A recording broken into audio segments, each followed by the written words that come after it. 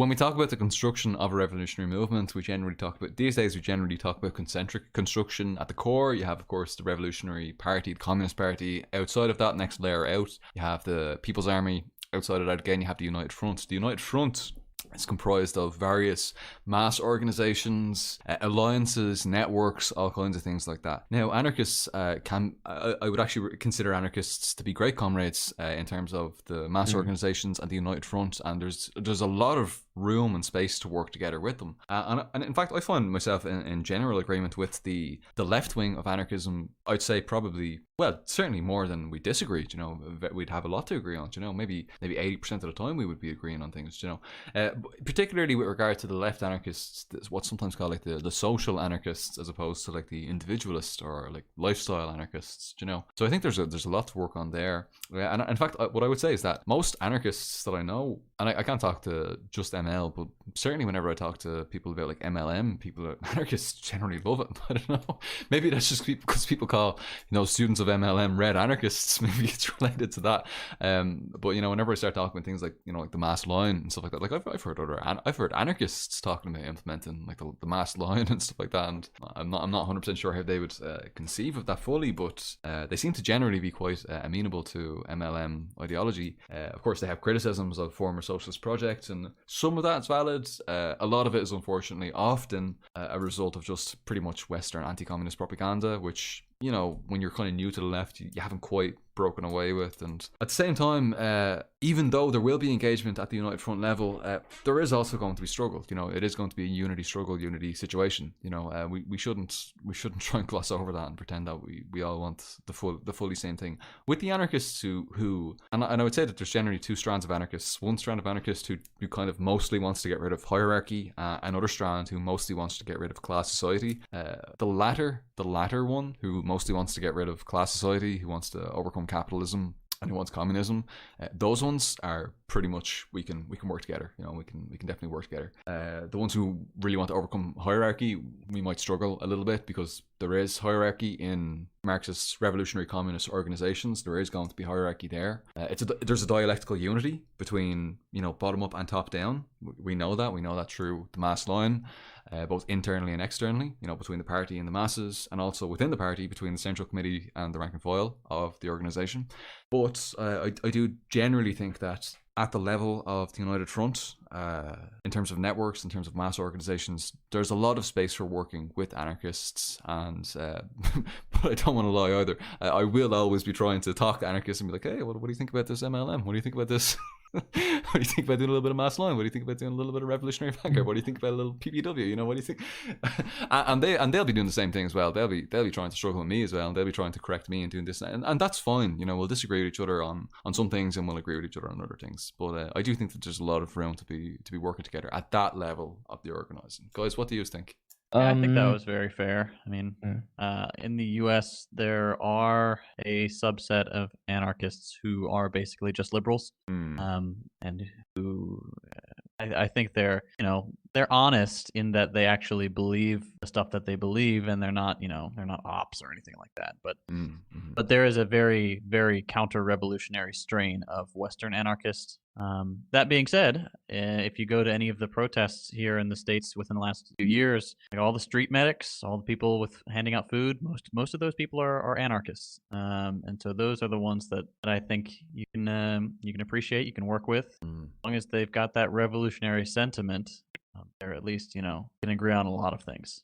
Well, yeah, and that's actually really important, because a lot of this does come down to revolutionary reform, and I think that, as you've quite rightly pointed out, particularly in Western countries, there's a particular strand of anarchism which is basically just liberalism with an aesthetic, with a revolutionary aesthetic, and I think we need to separate those liberals who love having the anarchist day on them from the actual anarchists, like the serious anarchists who sincerely want revolution, because there's a world of difference between them, and a world of difference between how they will interact with a revolutionary movement, Oh yeah, for sure. Hakim, you were going to say something. I think I cut you off at the beginning. Yeah, no, it's perfectly fine.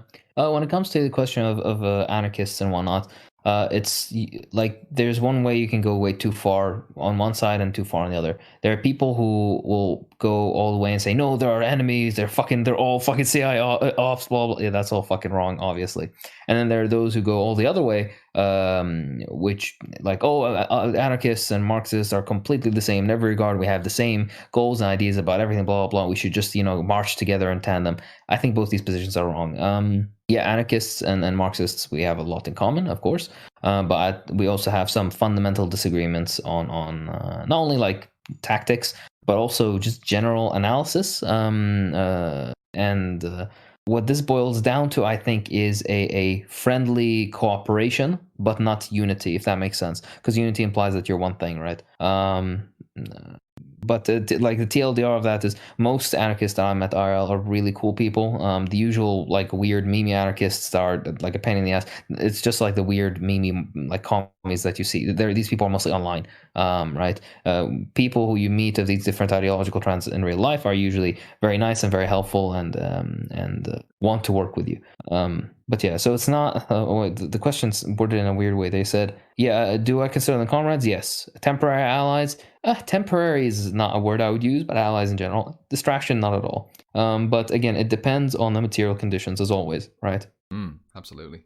Concrete analysis of concrete situations. What we need. Yeah, it's because we get. Right. Unfortunately, like we do often find ourselves dealing with a situation that's like 100 years old. Like we're trying to act like we're fucking living the Bolshevik Revolution when that's just totally detached from like the material reality today. Like and like it is. And I think JT mentioned that very importantly. Like in many cases, in many particularly Western countries, anarchists are often on the front lines fighting against fascism. Do you know what I mean? Like, and what the fuck are you gonna do? Are you gonna come over and like stop them while they're fighting fascists and be like, "Here, come here to me. Stalin was actually, pretty class." Like, no, fucking, come on, Jesus fucking Christ. No, you stand shoulder to shoulder with them. Do you know what I mean? And I suppose in that regard, there can be a tactical unity. What we might call a tactical unity. So during those moments, we will be united.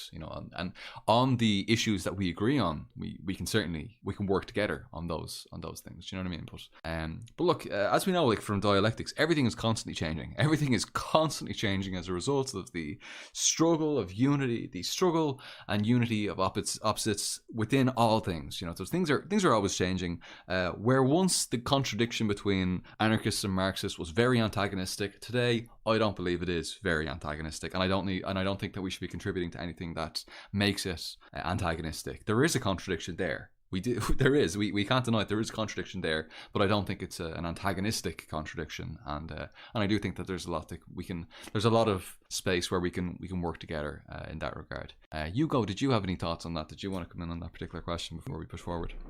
Yeah, might be the softest one on the topic here. I mean, in the nature of dialectics, the world is constantly changing. So I genuinely hope that the anarchist methodology of revolutionary activity and moving towards a anarchist society, if you want to call it that, I genuinely hope that at one point their methodology could be applied and could be successful and not overthrown in a matter of years or months. But unfortunately, the conclusions that I've come through my own reading, research, and life experience leads me to not necessarily agree with it. But as all of you have very well put, and in my modest opinion, the end goal of both of these movements is brutally similar, and when we mostly disagree on our path to get there. I remember that old kind of relatively cringy Churchill quote of if you weren't a socialist when you were young, you were, what was it? Not on this stream. Churchill? No way, sir. Yeah, but I'm gonna put you off there. All right, guys, it's been great. We're ending the stream now. Thanks very much, guys, for coming on. Really appreciate that. Solidarity, Slungfell. Bye bye. But yeah, if you were a leftist when you were young, if you weren't a leftist when you were young, you didn't really have a childhood or whatever. Well, I'll do a little edit of that. If you weren't an anarchist at some point in your ideological growth, I don't believe that you exist.